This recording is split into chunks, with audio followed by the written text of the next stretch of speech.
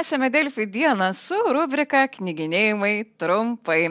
Šį kartą čia užsuko vaikų ir paauglių literatūros žinovė Eglė Baliutavičiūtė, kuriai kaip ir įprastai teks nemenkas iššūkis vos per 10 minučių pristatyti net 4 skirtingas knygas šį kartą jaunuoliams. Sveiki, Eglė. Sveiki.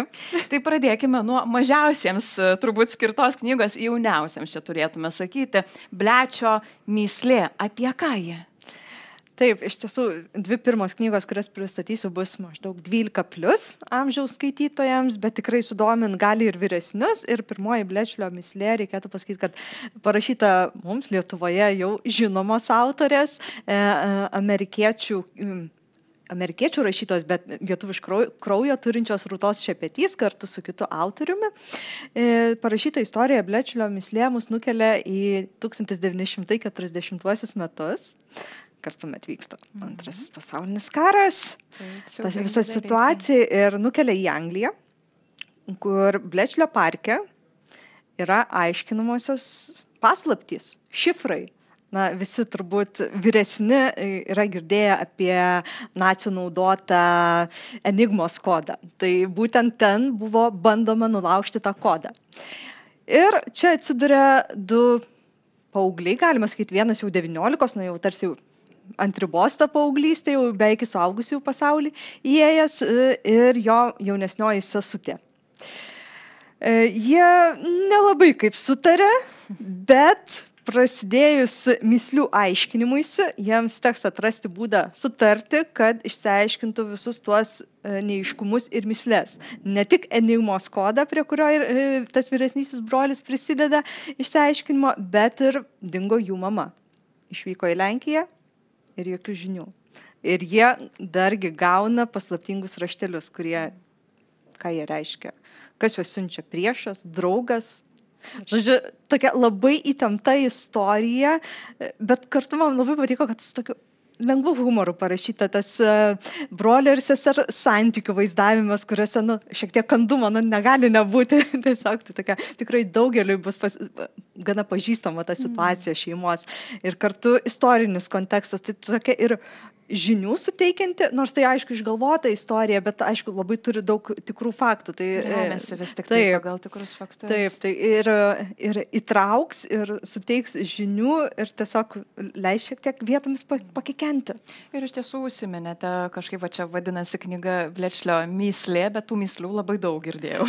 Ne viena ten tikrai. Tikrai taip. Keliaukime toliau prie antrosios. Na, čia jau yra Murtagas kaip pagrindinis turbūt veikėjas. Taip, tikrai taip, pagrindinis veikėjas, bet reikėtų šiek tiek nuo ankstėliau pradėti pasakoti apie šitą knygą, nes šita nėra tęsinys tokio ciklo paveldėjimas, bet to pasaulio knyga ir Eragono, pirmoji knyga vadinosi Eragonas ir tai buvo paveldėjimo ciklo pirmoji dalis, parašė toks Paulinis Kristoferis, kuris tą knygą pradėjo rašyti pačią pirmąją, būdamas 15.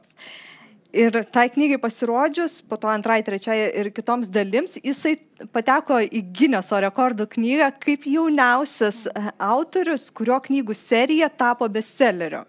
Tai tikrai labai įspūdinga, nes jinai pritraukė didžiulės masės skaitytojų ir Lietuvoje buvo labai populiari paveldėjimo serija. Ir, kaip ir sakau, čia dabar to paveldėjimo serijos pasaulis, bet jau atskira istorija. Ir jinai mus suveda su Murtagu, kuris yra Eragono pusiau brolis, jau pažįstamas iš ankstesnių knygų, bet dabar jisai yra pagrindinis veikėjas, jis ir jo drakonas Diglys.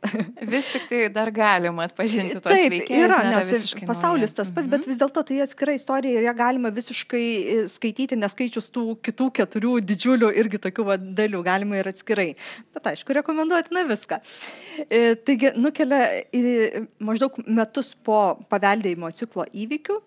Ir Murtagas anksčiau priklausė blogajam karaliui ir turėjo nekokius dalykus daryti, kai buvo pavergtas jo, bet dabar jis laisvas, karalius nuverstas, atrodytų įsivyravo taika, bet girdisi žinios, kad vyksta keisti dalykai. Ir jis su savo drakonu, tokie nelabai kitų mėgstami, nusprendžia įsiaiškinti. Ir čia jiems teks įveikti raganą. Ir raganą įveikti gal ne tiek kalavijo, kiek gudrumu. Tai tikrai tokia labai įtraukianti į tokį paveldėjimo ciklo pasaulį nukelianti knyga, kur yra drakonai, magija, keistumynai vyksta. Ir kartu tokia šita istorija labai justi toks brandos momentas, nes šitas veikėjas bando atrasti save, suprasti save šitame pasaulyje, kur jo vieta staiga pasikeitė. Jis dabar laisvas, bet jis visi žino, kas jisai toks. Na, ne visai laisvas tada išeina, nors tarsi grandinėm nesukaustytas. Tikrai toks labai įtemptas ir vidinė prasme, ne tik veiksmo prasme kūrinys. Ir aišku, labai smagu, kad šitą seriją yra atradę ir vaikinai. Berniukai, vaikinai, nes žinome, kad labai daug knygų tikrai yra taikomos į jaunas mergaites ar merginas savo siužetais, o šios knygos tikrai tokia pavergia, sakyčiau, visų lyčių žmonės, jaunų žmonės. Tai visiems jaunuoliams skirta. Tikrai ir ypatingai dėl tų turbūt vidinių išgyvenimų, su kuo ir susidurė jie patys, be abejo. Taip. Keliaukime toliau. Vienas tamsus langas, pirmoji knyga, tai čia jau naujoji, pasakokit apie ką čia. Čia jau šiek tiek vyresniem, taip jau 15-16 plus knyga ir labai daug nenorėčiau atskleisti, nes po to pasakysiu per daug apie siužetą. Čia visada yra toks labai subtilus dalykas. Taip. Gal pradėsiu nuo to, kad man be galo patiko šios istorijos atmosfera, tokia tamsi, mįslinga, kur tu tiesiog kaip į tirštą rūką įeini į tą knygą. Ir taip įtraukia, ir taip įdomu. Ir antras dalykas, kuris man labai patiko, gal šiek tiek pastaruoju metu per daug rinkoje yra, tiesiog labai daug, nes jas labai mėgsta, istorijų, kuriuose veikia labai stiprios jaunos merginos, net ne moterys, paauglės, kurios gali viską nukauti, nugalėti, įveikti. Ir čia susidurėme kiek su kitokia. Nereiškia, kad jinai nėra stipri ir neturi vidinės stiprybės, bet jinai nėra, jai nesutekiama tokių šiek tiek, nėra antgamtinių vos negalių ar perdėtai stipri jinai. Šiek tiek artimesnė, arčiau žemės, bet būtent tuo ir įdomi jinai, nes įtraukia ir arti mūsų visų tokių žmonių tiesiog. Ir kas vyksta? Jos galvoje gyvena padaras. Kas tas padaras? Reikia perskaityti, kad sužinotumėt. Jinai vadina jį košmaru. Jisai toks gudrus, apgavikas, gali sakyti tiesą, gali ne visą laiką. Ir jinai su juo gyvena tame keistame pasaulyje. Bet kai susipažįsta su plėšiku, tokiu keistu vaikinu, ir įsivelia į bandymą apsaugoti visą karalystę nuo juodosios magijos. Dargi išsiaiškina, kad tas plėšikas, kuriam pajuto tam tikrus jausmus, romantinius jausmus, yra karaliaus sūnėnas. Ir čia jau intrigos dar labiau daugėja.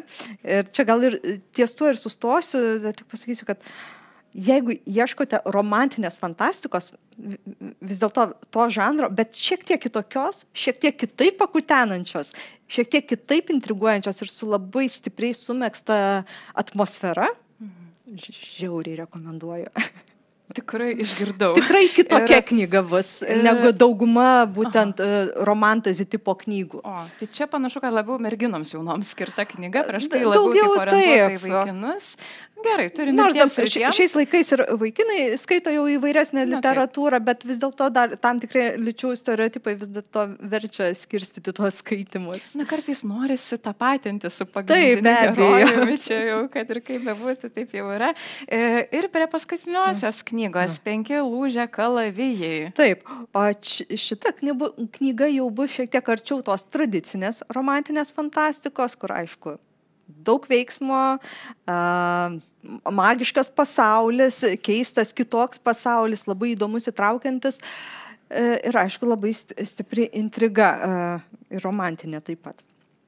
Ir šitas pasakojimas yra įkvėptas Korėjos mitologijos, nes pati autorė, nors yra amerikietė, bet jinai buvo įvaikinta iš Korėjos, atvykusi ir labai domisi ta šalimi, iš kurios kyla ir įpynė tam tikrų motyvų ir šitą pasakojimą, kuris šiaip jau vis dėlto gana universalus ir mes jį tikrai suprasime skaitydami.